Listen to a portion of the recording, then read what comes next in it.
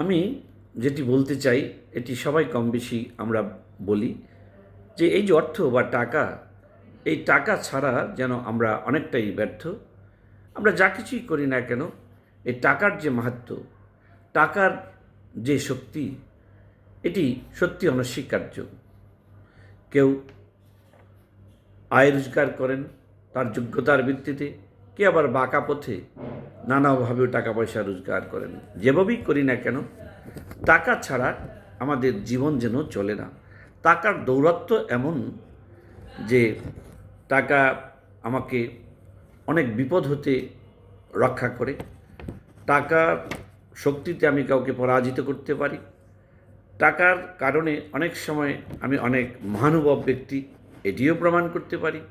টাকা হলে প্রচুর বন্ধু আমার কাছে থাকে, আর টাকা যদি না থাকে অনেক বন্ধু চলে যায়, বন্ধু শত্রু হয়ে যায় ইত্যাদি। অর্থাৎ টাকার সর্বক্ষেত্রে যে বিচরণ, এটি একটি দারুণ বিষয়। সুতরাং এই টাকার জন্যে হন্যে হয়ে আমরা কিন্তু কাজ করে থাকি, স্বপ্ন দেখি এবং স্বার্থাস্বার্থী, রক্তপাত ইত্যাদি নানা কিছু এই টাকা কেন্দ্রিক, অর্থ কেন্দ্রিক। সুতরাং আমি যখন এই টাকাকে নিয়ে চিন্তা করি তখন মনে হয় যে সত্যি টাকা জীবনের একটি দারুণ অপরিহার্য একটি অংশ।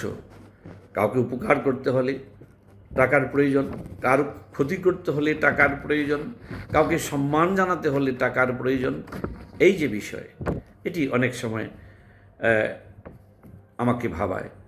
সুতরাং যেহেতু টুকটাক কিছু কবিতা মাঝে মাঝে আপনাদের আমি নিবেদন করে থাকি, আজকেও একইভাবে আমি বলবো এই টাকাকে নিয়ে একটু চিন্তা করে আমি আমার শক্তি সামর্থ্য দিয়ে 8-10 লাইন লিখবার চেষ্টা করেছি। আমার নিজের লেখা এই টাকা নামের যে কবিতাটি, এটি আপনাদের নিবেদন করছি। তাহলে আমার এই স্বরচিত কবিতার নাম টাকা। টাকা সত্যি তুমি আকাশ ছোঁয়া এক মহাশক্তি, যেন কত মাহাত্ম্যে ভরা, জানি সব জানি, তুমি পাশে থাকলে সম্মান, ভক্তি, মুক্তি সব সব মিলে। তোমার এতই শক্তি, তোমার কাছে সব কিছু হেরে যায়, অপরের যতই থাকুক আদর্শ, রুচি আর তর্ক যুক্তি। তবে এমন এক মহাজন, যখন যা প্রয়োজন আরম্ভর পূর্ণ সেই আয়োজনের, এ ধরায় সর্বত্র করা যায় উদযাপন।